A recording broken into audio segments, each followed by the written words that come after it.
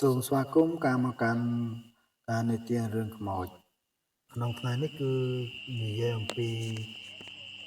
នាងសុភីដែលជាជាងតែសម្ផស្សត្រូវបានជន់មិនស្គាល់មុខចាប់រំលោភអញ្ចឹងដើម្បីកុំឲ្យខាតពេលយើងទៅស្ដាប់សាច់រឿងទាំងស្រុងតែម្ដងសុភីជាស្រីក្រមុំអាយុ20ឆ្នាំនាងធ្វើការនៅក្នុងហាងមួយកែសម្ផស្សមួយកន្លែងដោយរូបរាងរបស់នាងមិនតូចមិនធំសម្បុរសសក់វែងមុខពងក្រពើស្អាតនិងស័ក្តិសមជាអ្នកមានជំនាញខាងកែសម្ផស្សខ្លាំងមែនជាធម្មតាក្រោយពេលចេញពីធ្វើការនៅម៉ោង8យប់នាងតែងត្រឡប់ទៅផ្ទះវិញម្នាក់ឯង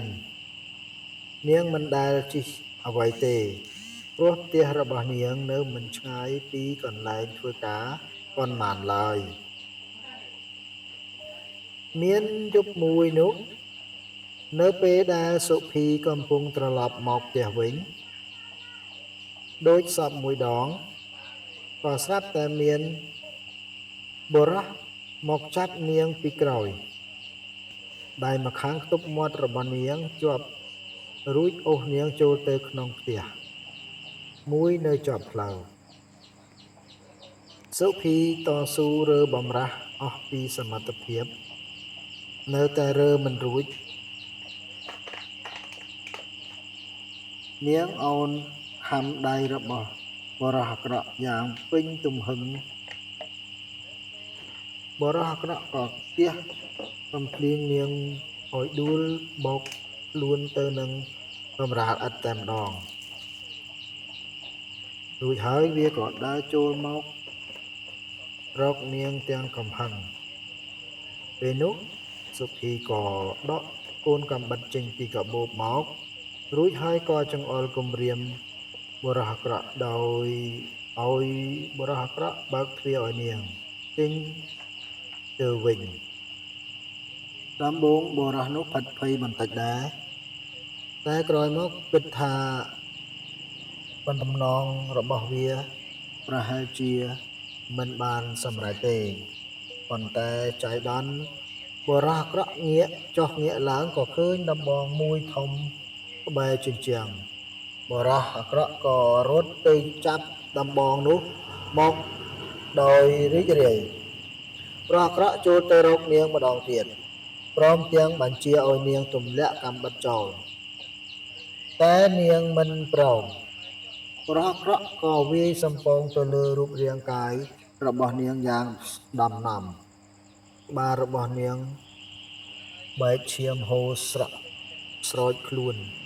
វាសំពងនាងថែមទៀតឥតត្រាប្រណីឡើយបរោះអាក្រក់វាយទាល់តែនាងសុភីអង្វរទៅវាថាខ្ញុំព្រមហើយឈប់វាយទៀតទៅឮនាងអង្វរដូច្នេះបរោះអាក្រក់ក៏បោះដំបងចោលហើយដើរចូលទៅជិតនាងសុភីបរោះអាក្រក់ក៏ចាប់នាងសុភីឲ្យដេកទៅនឹងលើជណ្ដើរនិងសាយសម្ពុតរបស់នាងឡើងហើយក៏ប្រតិបត្តិការសុភីដកដង្ហើមអណ្ដើកអណ្ដក់ឈឺចាប់ខ្លោចផ្សាទាំងរូបកាយនិងដួងចិត្តដោយវាអោនទៅរកចំណុចសំខាន់របស់សុភីនឹងយ៉ាងក្រហល់ក្រហាយដោយពុកមាត់ដ៏កក្រៀតរបស់វាក្រដុសបាក់ល្វែងនោះឡើងក្រហមវាកើតអារម្មណ៍ពេញទំហឹងអ្នកធ្វើប្រតិបត្តិការយ៉ាងខ្លាំងរបស់វាមានក្តីមេត្តាធ្វើឲ្យសុភីស្រែកទូញយំដោយក្តីឈឺចាប់វាទៅលើកវាសំឡូបទៅលើនាងយ៉ាងកំរោលគ្មានយល់ថានាងនៅក្រមុំឬនៅថ្មងថ្មីអីទេសុភីពិនិត្យមើលមុខបរោះអាក្រក់យ៉ាងច្បាស់ដក់ជាប់ក្នុងកែវភ្នែក នាងគិតថាក្នុងចិត្តថានាងគិតក្នុងចិត្តថានៅពេលដែលនាងបានរួចផុតពីក្រញាំដៃរបស់បរោះអាក្រក់នាងនឹងសងសឹកវាវិញទាល់តែបានប៉ុន្តែមិនបានដូចដែលនាងគិតទុកមុនឡើយព្រោះក្រោកពីរំលោភនាងអស់ចិត្តហើយអាចោរព្រាននោះក៏ច្របាច់ករបស់នាងឲ្យស្លាប់នៅនឹងកន្លែងនោះដល់យប់ជ្រៅវាក៏អូសសពរបស់នាងសុភីយកទៅទុកចោលនៅលើផ្លូវមួយឆ្ងាយពីអគារមួយខ្នងនោះនាងសុភីស្លាប់ទាំងដោយប៉ូលីសមិនអាចរកកសលវិច័យឃើញបរោះអាក្រក់នោះក៏អាចរួចខ្លួនបាននិងក៏មានឱកាសចាំចាប់ស្រីផ្សេងរំលោភទៀតដូចដែលវាធ្លាប់ធ្វើកន្លងមកថ្ងៃក្រោយមកវាក៏បានឃើញស្រីម្នាក់ទៀតកំពុងដើរកាត់ផ្លូវនេះភ្លាមនោះនាងក៏ត្រូវវាលបចាប់ពីក្រោយនិងទប់មាត់ជាប់នាងក្រមុំព្យាយាមតស៊ូតែតស៊ូរើបំរាស់មិនបានឡើយវាយកដំបងថ្ងៃមុននោះមកវាយនាងរហូតទាល់តែសន្លប់បរោះអាក្រក់ញញឹមឡើងយ៉ាងពេញចិត្តរួចដើរទៅរកនាងថ្ងៃក្រោយមកបរោះអាក្រក់បានឃើញស្រីម្នាក់ទៀតកំពុងដើរតែម្នាក់ឯងកាត់ផ្លូវនេះភ្លាមនោះនាងក៏ត្រូវបានវាលបចាប់ពីក្រោយនិងទប់មាត់ជាប់ដូចដែលធ្វើដាក់នាងសុភីអញ្ចឹងនាងក្រមុំក៏ព្យាយាមតស៊ូរើបំរាស់តែតស៊ូមិនបានរើបំរាស់មិនបានឡើយវាក៏យកដំបងថ្ងៃមុននោះមកវាយលើនាងរហូតទាល់តែសន្លប់បាត់ទៅបរោះអាក្រក់ក៏ញញឹមឡើងយ៉ាងពេញចិត្តរួចដើរទៅរកនាងវាក៏សើចសំពត់របស់នាងរហូតឃើញកងខ្លីវាក៏ចាប់ទាញពេញរអយរបូតដល់ចុងជើងរួចអោនធ្វើការចំណុចសំខាន់របស់នាងនិងចាត់ការរំលោភនាងភ្លាមខណៈពេលដែលវាកំពុងតែប្រតិបត្តិការនោះផ្ទៃមុខរបស់នាងក្រមុំស្រាប់តែបដូរមកជាផ្ទៃមុខរបស់នាងសុភីទៅវិញនាងនោះក៏ប្រែនាងក្រមុំនោះក៏ប្រែជាផ្ទៃមុខរបស់នាងសុភីទៅវិញប៉ុន្តែដោយសារតែបរោះកំពុងតែប្រព្រឹត្តសັບមិនបានមើលមុខរបស់នាងក្រមុំទេដៃទាំងពីររបស់នាងក្រមុំក៏លូករកបំពង់ករបស់វាហើយក៏ច្របាច់យ៉ាងខ្លាំងពេលនោះទើបវាឃើញមុខរបស់នាងក្រមុំប្រែคล้ายទៅជានាងសុភីវាក៏ដល់ថ្នាក់ភ្នែកសពាងបេះដូងរាងកាយរបស់វាក៏ធ្លាក់ចុះពីលើរាងកាយរបស់នាងក្រមុំប្រកាច់ត្រដល់ខ្យល់ស្លាប់បាត់ទៅនាងក្រមុំក៏ដឹងខ្លួនរញាប់ងើបឡើងរត់គេចទាំងរត់ត្រួតចេញពីអគារនោះចៃដន្យនាងក៏បានរត់ទៅជួបនឹងប៉ូលីសកំពុងដើរល្បាតកាត់ផ្លូវនេះល្មមនាងក្រមុំក៏បានប្តឹងប៉ូលីសឲ្យចូលទៅចាប់ជនអាក្រក់ម្នាក់នោះពេលប៉ូលីសចូលទៅដល់ក៏ឃើញជនអាក្រក់ដេកស្លាប់នៅនឹងកន្លែងកើតហេតុនោះទៅហើយប៉ូលីសសន្និដ្ឋានថាជនអាក្រក់នេះនៅពេលវាឃើញរបស់ល្អរបស់នាងក្រមុំក៏រំជួលចិត្តរហូតទាំងបេះដូងស្លាប់បាត់ទៅតែម្ដងទៅមានអ្នកណាម្នាក់ដឹងឡើយថាវាស្លាប់ ព្រោះតែការសងសឹករបស់នាងសុភីឡើយរឿងខ្មោចនាងណាតនិយាយពីរឿងខ្មោចស្រីខារ៉ាអូខេនៅក្នុងទីក្រុងមួយនៅក្នុងទីក្រុងភ្នំពេញបច្ចុប្បន្ននេះសម្បូរណាស់កន្លែងដែលកំសាន្តពេលរាត្រីកន្លែងដែលសប្បាយមួយក្នុងចំណោមកន្លែងជាច្រើនគឺហាងខារ៉ាអូខេអស់លោកដែលធ្លាប់ចូលហាងខារ៉ាអូខេទើបដឹងថាមានទេពធីតាអ្នកចម្រៀងស្រស់ៗដែលម្នាក់ស្ថិតក្នុងសម្លៀកបំពាក់សុទ្ធតែដាស់អារម្មណ៍ទាំងអស់ពួកនាងធ្វើយ៉ាងនេះព្រោះពួកនាងត្រូវការតែម្យ៉ាងគត់គឺលុយមានទេពធីតាអ្នកចម្រៀងខារ៉ាអូខេម្នាក់អាយុ30ឆ្នាំទៅហើយប៉ុន្តែនាងនៅតែស្អាតអស្ចារ្យក្រោយពីបានឃើញនាងភ្លាមបរោះទាំងនោះក្រោយពីបានឃើញនាងភ្លាមទោះជាបរោះណាក៏ដោយសុទ្ធតែប្រាថ្នាចង់បាននាងមកបីបំថ្នាក់ថ្នមរួមរយៈឲ្យសមបំណងនាងនោះឈ្មោះណាតជាមនុស្សចូលចិត្តសប្បាយជានិច្ចប្រការសំខាន់នោះនាងផឹកស្រាបៀរដូចផឹកទឹកនាងធ្លាប់មានសម្ព័ន្ធភាពនៅភេទជាមួយប្រុសជាច្រើនអ្នករួមមកហើយព្រោះនាងមិនដែលគិតព្រួយបារម្ភនឹងរូបរាងកាយរបស់នាងឡើយសំខាន់ឲ្យតែប្រុសនោះមានលុយឲ្យនាងទោះជាបបួលទៅណាក៏នាងព្រមទៅទាំងអស់ថ្ងៃមួយនោះមានបរិសម្នាក់ពោះម៉ាយវ័យចំណាស់ម្នាក់ចូលមកហាងខារ៉ាអូខេដែលនាងធ្វើការហើយក៏ធ្លាក់ក្នុងអន្លង់ស្នេហ៍នាងទៀតបរិសពោះម៉ាយនោះចូលចិត្តនិយាយត្រង់មកក៏ស្រឡាញ់នាងប្រគល់បេះដូងស្នេហ៍ឲ្យនាងទាល់តែអស់ពីខ្លួនរលីងបរិសម្នាក់នោះគឺឈ្មោះថាវិចិត្រជាបរិសចំណាស់ម្នាក់នេះក៏ដឹងតែថានាងណាតធ្លាប់រួមភេទជាមួយប្រុសជាច្រើនអ្នករួចមកហើយប៉ុន្តែគាត់មិនចាត់ទុករឿងអតីតកាល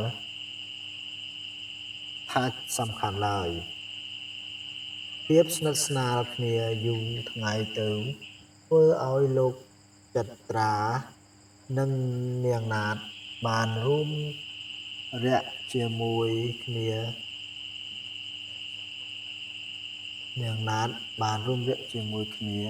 នៅថ្ងៃមួយពេលបានខ្លួននាងណាតលោកវិចិត្រាក៏មានគំនិតទទួលខុសត្រូវយកចិត្តទុកដាក់លើរូបនាងកាន់តែខ្លាំងគាត់បានសុំនាងតាមត្រង់ថា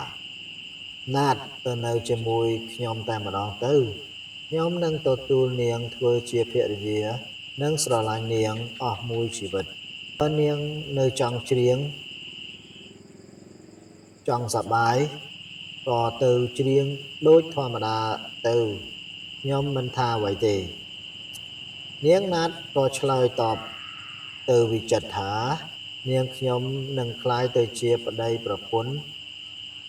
ជាមួយនឹងបងមិនបានទេនាងនឹងហៅវិចិត្រថាបងម្លោះចាស់វិចិត្រនឹងថាបង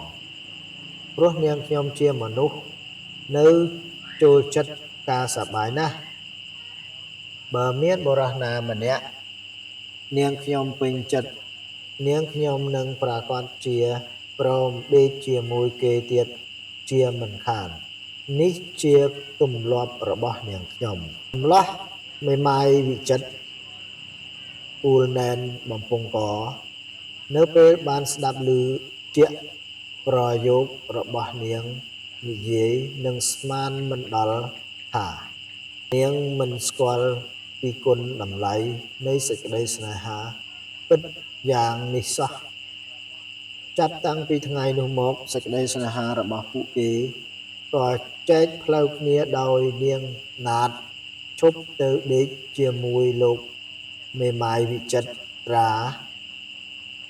ទៀតហើយលោកវិចិត្រាខូចចិត្តនិយាយលែងកើតបាត់បង់អស់កម្លាំងកាយចិត្តកន្លងមកគាត់ត្រូវស្រីជន់ឈ្លីបេះដូងដួងចិត្តអស់ជាច្រើនអ្នកមកហើយនៅតែមិនទាន់ផុតពីកម្មពៀស្នេហ៍នេះទៀតនឹកឡើងគួរឲ្យតូចចិត្តណាស់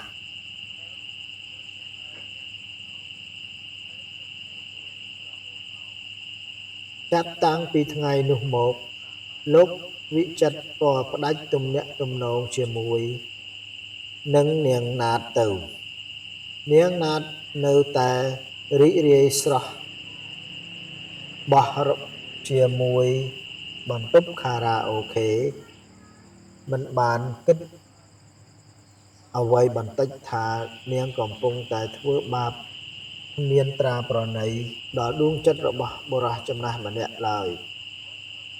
លោកវិចិត្រនៅតែខ្លោចផ្សាដួងចិត្តឥតលហេតុប៉ុន្តែគាត់គិតថាមិនយូរប៉ុន្មានទេចាត់តាំងពីពេលនោះមកលោកវិចិត្រក៏ផ្ដាច់ទំនាក់ទំនងជាមួយនឹងនាងណាតទៅនាងណាតនៅតែរីករាយស្រស់បោះជាមួយបន្ទប់ខារ៉ាអូខេមិនបានគិតអ្វីបន្តិចថានាងកំពុងតែធ្វើបាបមានត្រាប្រណីដល់ដួងចិត្តបុរសចំណាស់ម្នាក់ឡើយលោកវិចិត្រានៅតែខ្លោចផ្សាដួងចិត្តឥតលហេតុប៉ុន្តែគាត់គិតថាមិនយូរប៉ុន្មានទេប្រាកដជាគាត់អាចកាត់ចិត្តបំភ្លេចនាងណាតចិត្តឥតមេត្តានោះមិនខានគូតែស្រឡាញ់មនុស្សណាដែលគេស្រឡាញ់យើងវិញល្អជាងមិនចាំបាច់ខាតបង់ពេលទៅអង្វររកនាងណាតធ្វើអ្វីការពិតលោកវិចិត្រាជាមនុស្សមានការសិក្សាខ្ពស់មានការងារហេតុអ្វីចាំបាច់មកតាក់ទងយកចិត្តទុកដាក់លងស្នេហ៍លើស្រីរកស៊ីពេលយប់ដូច្នេះប៉ុន្តែសេចក្តីស្នេហាមានអ្នកណាហាមគាត់បានទេព្រោះជារឿងបេះដូងចាត់តាំងពីលោកចត្រាឈប់តាក់ទងជាមួយនឹងនាងណាតមកគាត់បានឮដំណឹងថានាងណាតកើតមានសម្ព័ន្ធភាពស្នេហាជាមួយនឹងកំឡោះម្នាក់ទៀតដល់ថ្នាក់វង្វេងវង្វាន់ទៅលើបុរសនោះយ៉ាងងងឹតងងល់ផងដំណឹងបន្តមកទៀតឮថានាងណាតបានសម្លាប់ខ្លួនប៉ុន្តែដំណឹងនេះពុំបានឮដល់លោកវិចិត្រាឡើយព្រោះលោកវិចិត្រាដាច់ការតាក់ទងគ្នាជាមួយនាងណាតដាច់ស្រឡះទៅហើយយប់មួយភ្លៀងធ្លាក់យ៉ាងខ្លាំងអាកាសធាតុត្រជាក់ស្រេបធ្វើឲ្យលោកវិចិត្រាដេកដណ្ដប់ព្រួយពីរជាន់ទៅបក់ក្តៅរៀបនឹងលងលក់ទៅហើយស្រាប់តែគាត់បានឮសំឡេងគោះវាតិចគាត់ក្រោកឡើងពីគ្រែយ៉ាងជិលច្រអូសទៅបើកទ្វារគាត់ភ្ញាក់ព្រឺតគាត់បើកទ្វារក៏ភ្ញាក់ព្រឺតនៅពេលដែលឃើញមនុស្សម្នាក់នោះជានាងណាត ស្ថិតក្នុងសម្លៀកបំពាក់ធ្លាប់ស្លៀកកាលពីលោកវិចិត្រាជួបនៅហាងខារ៉ាអូខេមកឈរធ្វើមុខស្លេកស្លាំងមានទឹកភ្នែកហូររហាមលោកវិចិត្រាស្រែកហៅនាងទាំងត្រេកអរថាណាតចូលមកខាងក្នុងមកនាងតបមកវិញទាំងអណ្ដើតអណ្ដក់ភ្លាមនោះនាងណាតក៏តបទៅលោកវិចិត្រាថាចូលទៅមិនបានទេនាងខ្ញុំមកលាបងយើងនឹងលែងបានជួបគ្នាទៀតហើយក្នុងជាតិនេះនាងខ្ញុំមានកម្មមិនស្គាល់តម្លៃរបស់មនុស្សមិនដឹងថាមនុស្សល្អមនុស្សណាអាក្រក់នាងខ្ញុំសូមទោសបងផងណាលោកវិចិត្រាក៏តបទៅកាន់នាងណាត់កាន់តែភ័យខ្លាំងឡើងព្រោះមិនដឹងរឿងអ្វីទាំងអស់លោកស៊ូទាំងឆ្ងល់ហេតុអ្វីបានជានិយាយយ៉ាងនេះមានរឿងអ្វីកើតឡើងឬនាងណាតក៏តបទៅកាន់លោកវិចិត្រាថាមានរឿងអ្វីទេចានាងខ្ញុំទៅសិនហើយណានាងខ្ញុំនឹងមករកបងជាថ្មីនាងក៏ដើរចុះពីលើជណ្ដើរទៅលោកវិចិត្រារត់ទៅតាមប៉ុន្តែមិនដឹងថានាងណាតបាត់ទៅណាហើយគាត់ស្ទើរតែឈួតនិងឈឺចាប់រកប្រាប់មិនត្រូវសេចក្តីស្នេហាដែលមានចំពោះនាងណាតគឺជាសេចក្តីស្នេហាពិតនិងស្មោះត្រង់យប់នោះពេលមួយយប់នោះនៅយប់នោះគាត់ដេកមិនលក់សោះស្អែកឡើងលោកវិចិត្រាចេញតាមរកនាងណាតរហូតបានជួបមិត្តភក្តិរបស់នាងណាតម្នាក់ឈ្មោះមុំរូបរាងធាត់ដូចជ្រូកសាច់តែមុខមាត់ស្អាតណាស់ខ្ញុំចង់មកសួរថានាងណាតពិតជាស្លាប់ឬគ្រាន់តែជាការពាក្យចចាមអារាមទេឬនាងមុំក៏ឆ្លើយទៅកាន់លោកវិចិត្រាខ្ញុំមិនដឹងដែរចានាងខ្ញុំដឹងត្រឹមតែថាពីមុននាងណាតមានសង្សារច្រើនអ្នកណាស់ការពិតយ៉ាងម៉េចនោះនាងខ្ញុំមិនដឹងទេលោកវិចិត្រក៏និយាយធ្វើយ៉ាងម៉េចទៅណោះទាល់កំណត់ហើយនេះតើត្រូវធ្វើយ៉ាងម៉េចទើបបានដឹងរឿងពិតលោកកុំអាលអស់សង្ឃឹមទៅស៊ូបងណាមើលក្រែងនាងអាចដឹងរឿងនោះតើនាងណានោះនៅឯណានាងណាជាអ្នកចម្រៀងនៅក្នុងហាងខារ៉ាអូខេម្នាក់ដែរនាងមុំប្រាប់ឈ្មោះហាងខារ៉ាអូខេនិងទីកន្លែងនាងណាយ៉ាងលម្អិតបានលោកវិចិត្រាក៏ធ្វើដំណើរទៅកាន់ហាងខារ៉ាអូខេពេលដែលគាត់ទៅដល់ហាងខារ៉ាអូខេលោកវិចិត្រាទៅដល់ក៏បានជួបនាងណាដូចបំណងនាងណាជាស្រីមេម៉ាយអាយុជាង20ឆ្នាំហើយប៉ុន្តែក៏នៅមានប្រុសតាមតាក់ទងមិនដាច់ដូចគ្នា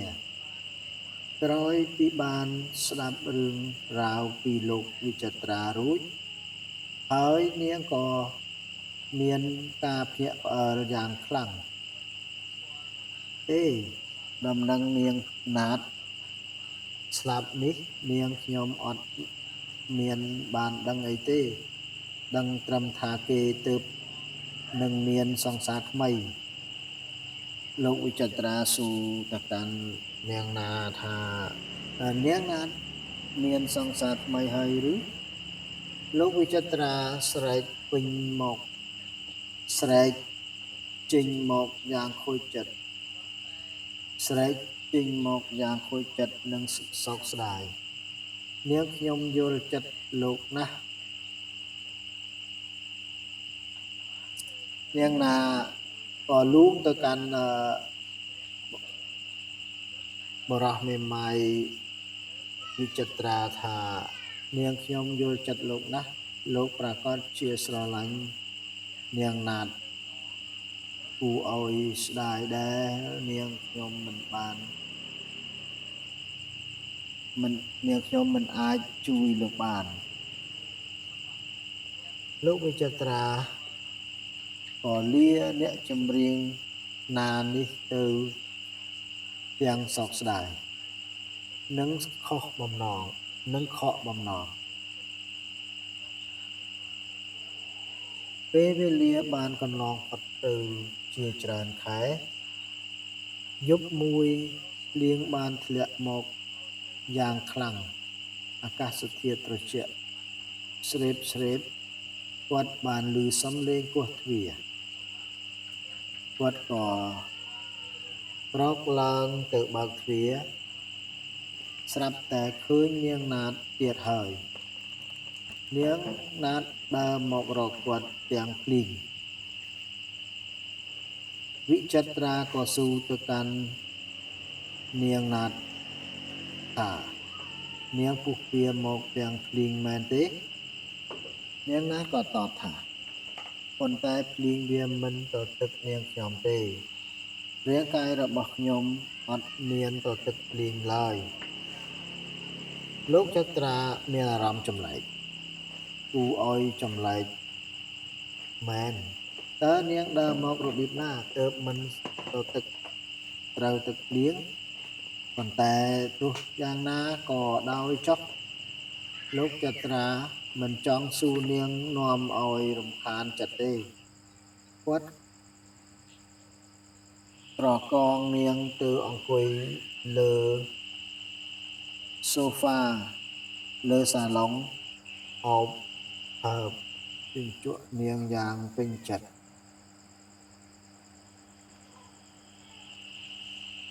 កន្លងមករឿងវាយ៉ាងម៉េចខ្លះប្រាប់បងផងបានទេគ្រាន់តែស៊ូប៉ុណ្ណោះនាងណាតយំចេញមកភ្លាមលោកវិចិត្រាប្រញាប់ជូតទឹកភ្នែកឲ្យនាងយ៉ាងថ្នាក់ថ្នមកុំយំមានរឿងអ្វីប្រាប់មកបងអាចដោះស្រាយឲ្យបានគ្រប់យ៉ាងប៉ុន្តែពេលនេះ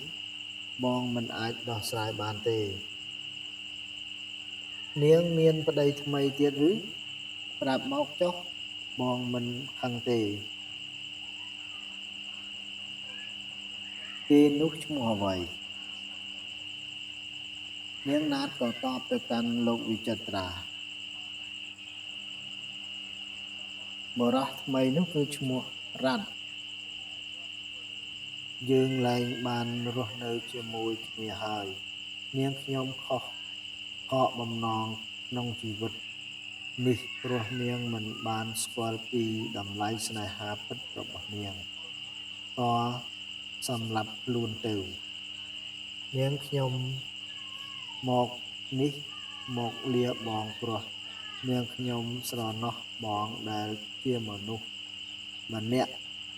បកក្តៅស្រឡាញ់នាងខ្ញុំដោយស្មោះលាសិនហើយរំពេចនោះរាងកាយរបស់នាងណាតក៏រលាយសន្សឹមរលាយបាត់ទៅបន្តិចម្ដងរហូតផុតពីប្រសែវភ្នែករបស់លោកចត្រាមានអារម្មណ៍ថាគាត់បានបាត់បង់ស្នេហាដ៏ធំទៅហើយតទៅមុខទៀតគាត់មិនស្រឡាញ់អ្នកណាទៀតឡើយរឿងខ្មោចនាងណាតនិងនាងសុភីសន្មតសង្ខេបខ្លីចប់តែប៉ុណ្ណេះសូមអរគុណចំពោះបងប្អូនដែលបានតាមដានទស្សនាជម្រាបលា